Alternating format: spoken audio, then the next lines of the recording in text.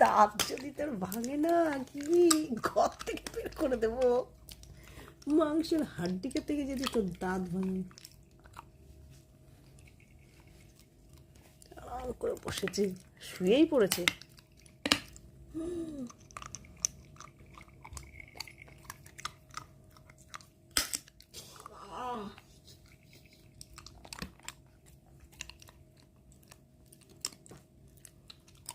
মুখটা কি করেছি, কোনটা ছাড়বো কোনটা খাবো বুঝতে পারছি না।